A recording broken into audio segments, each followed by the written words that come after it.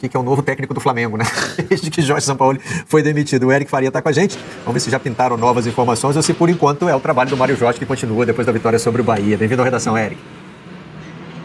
Fala, Barreto, bom falar contigo, meu amigo, Tim, Gonza, um abraço para todo mundo que está acompanhando a redação. Eu diria que é sim e sim para as duas perguntas suas. Sim, é o Mário Jorge que continua trabalhando aqui no Ninho do Urubu, inclusive tem treino agora de manhã, não sei se já acabou. A boa notícia até é que o Arrascaeta tem grandes chances de enfrentar o Corinthians no próximo sábado, ele que desfalcou a equipe no último sábado contra o Bahia. E o outro sim é para a questão do novo técnico do Flamengo, que a gente pode trazer aqui é que assim, a negociação com o Tite ganhou um capítulo muito importante hoje de manhã. Pelo que a gente apurou, inclusive a gente já está publicando também no nosso site, eu com a Letícia, uma informação assim que o Tite já sinalizou positivamente que acertando com o Flamengo ele vai começar o trabalho dele semana que vem.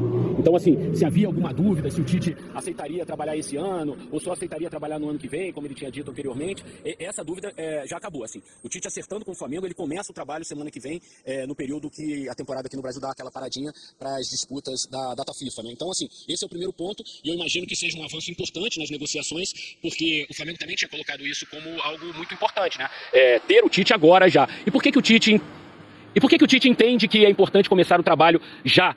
Porque ele também já está vislumbrando a próxima temporada. Ele acha que ele começando agora, ele já ganha alguns passos na caminhada para a temporada de 2024. E claro, o Flamengo ainda tem objetivos importantes esse ano. O primeiro deles é garantir uma vaga na Taça Libertadores da América na fase de grupos, né? Esse talvez seja o grande objetivo do Flamengo agora.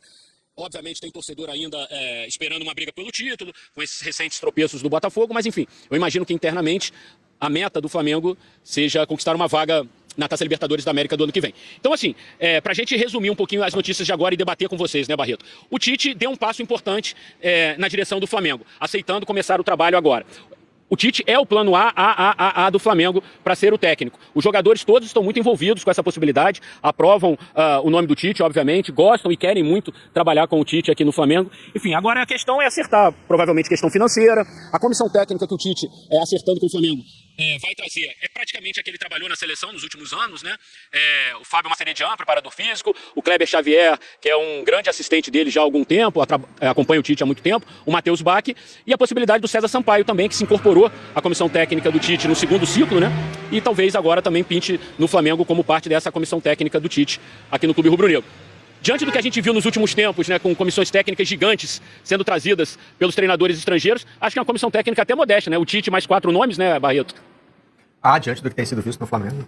E talvez essa seja a transição mais pacífica dos últimos tempos também.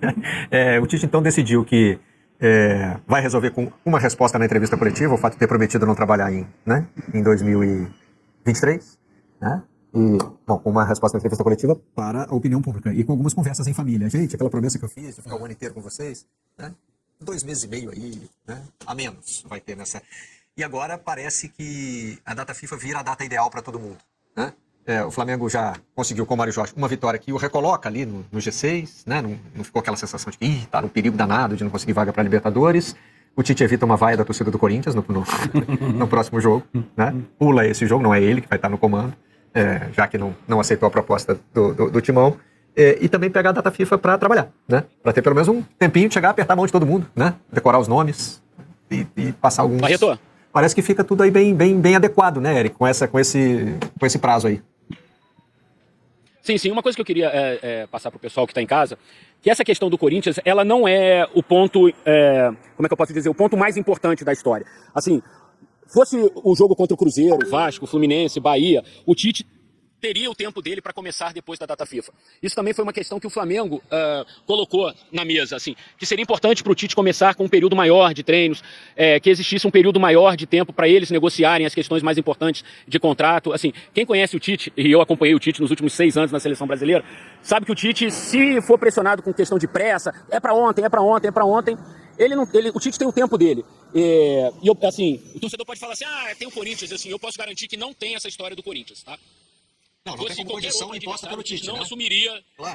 Claro, não é uma condição imposta pelo Tite, mas Entendeu? evidentemente é um conforto que ele ganha, né? Ele tem um probleminha a menos aí pelo caminho, né? O primeiro jogo não vai ser o jogo do reencontro do Corinthians. Né?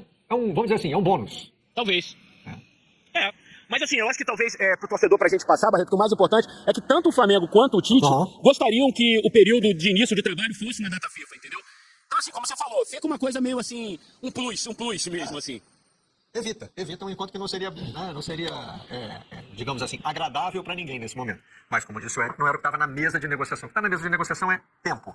E aí o Tite vai ter o tempo que é possível ter nesse momento. Né? Eu acho, até já cheguei a comentar em outras mesas, que assim, tá se falando muito nessa história que o Tite falou que não trabalharia em 2023, né, teria, né, feito essa promessa para a família dele. Talvez o único erro do Tite tenha sido quando ele acrescentou nessa promessa aquele aposto. Podem me chamar de mentiroso. Que aí ele deu margem para essa história. Mas quantas promessas nós já não fizemos a cada Réveillon?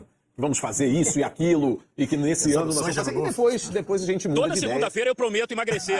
Exatamente, meu querido Eric. Eu não acho que o Tite deva ser cobrado por causa disso. Eu acho que é importante... Pode ser cobrado. Claro. Mas ele resolve como resolve com uma resposta na coletiva. Ah, gente, mudei de ideia. Também sendo com a minha família e tá tudo bem. Para trabalhar bem em 24...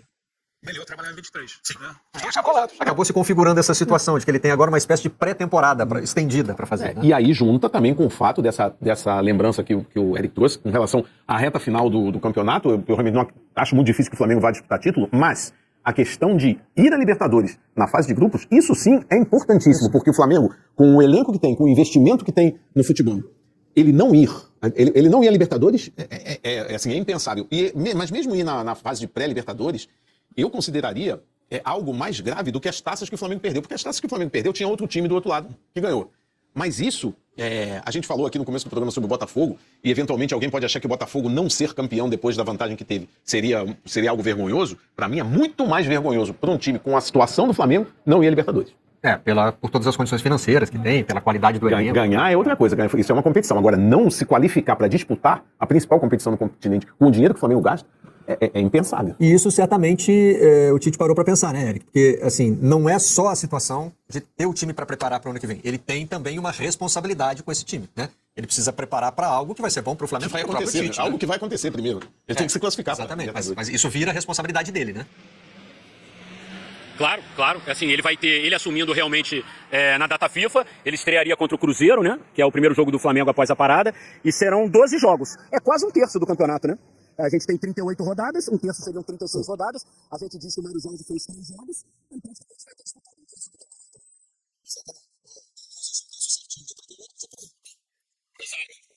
Exato. Em torno de 13 jogos, mas é o equivalente a uma porção significativa do Campeonato Brasileiro. O Eric, do lado do Sampaoli, ele não deu entrevista na saída, deixou só um post no Instagram, também sem, digamos assim, sem conteúdo muito bombástico, né? Assim, muito no que ele já vinha falando nas últimas entrevistas coletivas, né? O Sampaoli, desde o início, e desde a primeira entrevista dele, que eu acompanhei aqui no Ninho do Urubu, ele sempre desenhou um cenário meio caótico no Flamengo antes dele assumir, né? Obviamente, foram títulos perdidos pelo Vitor Pereira. O trabalho do Vitor Pereira não deu resultado prático, né? O Flamengo perdeu o Campeonato Carioca, não chegou à decisão do Mundial, perdeu a Supercopa para o Palmeiras e perdeu a Recopa para o Del Valle. Então, assim, em termos de resultados, certamente o trabalho do Vitor Pereira não teve êxito. Mas o cenário que o Sampaoli desenhou desde o início era um cenário meio caótico que não corresponde à realidade. Opa, também tivemos um probleminha aí na comunicação com o Eric. Tá frio aqui no Rio também. Frio, tá congelando todo mundo. Deixa eu ler aqui o texto do Sampaoli que tá aí na tela para você. Nação, nem sempre os nossos sonhos são realizados como esperamos. Infelizmente, por inúmeros motivos anteriores à minha chegada, e que tentei, mas não consegui mudar, não foi possível conquistar os resultados para colocar o Flamengo onde deveria estar.